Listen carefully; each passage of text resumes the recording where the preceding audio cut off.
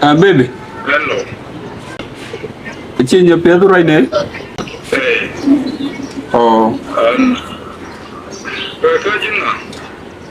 Oh, thì này jin nga gan ma Nyapieth ke $1 de.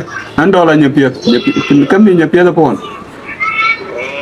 Jin ga cái Nyapieth kia bijak. Nyapieth kia tangwan.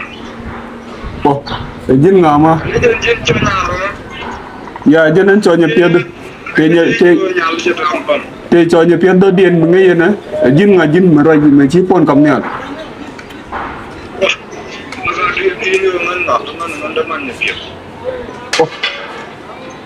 Dama Nyapieth ko pon wi kam nyal di. Mi chi yana ludan. Ma jin de ko ju wa de ko mo bo de jin am ku. Ko ni nyal ke dir na ju de ko lo to la ma.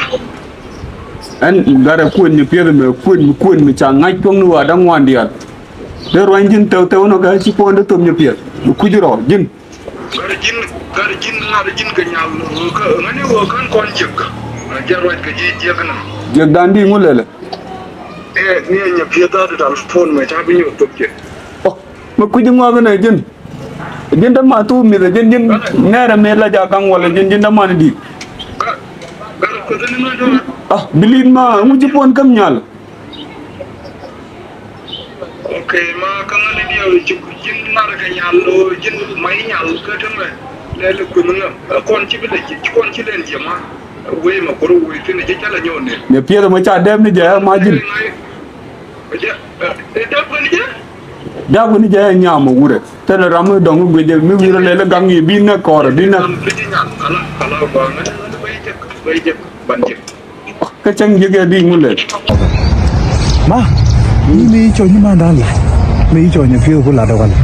Ma ka lo yot ke phone nyal. Ka tal phone ko kam nyal. Dul phone Nyapieth. Chalo yat ke. Phone Nyapieth ma. Nyapieth ke on. Ai, an ngani te duel wal te wene. Te tal phone ko kam nyal. Hello, ni che save nga ni ya. Agentic. Agentic. Ma dol ma ko dana tiap tiap dana ma.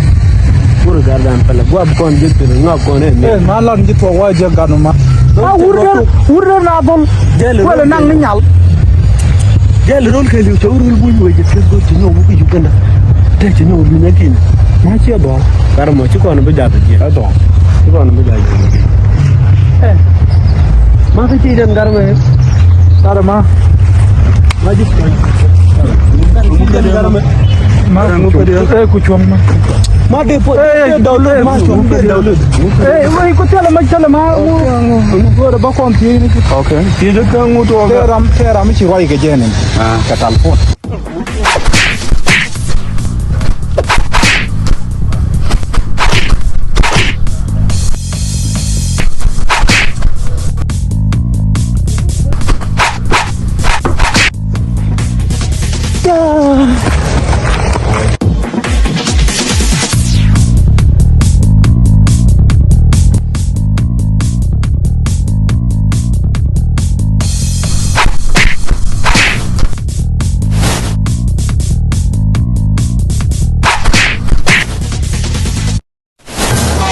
Maran cepat, nyamat tewal ma, tewal ran cepat, ran cepat. Garan jago tewal ma. Pur garme bu ko nak ni. Garme jan ku nyalo gor ke jamo.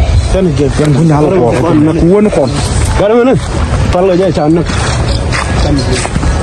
Ka dul ga cepat ga jero le ngo ni man dan sya. De wuda ba. Ko je dol wala ngun.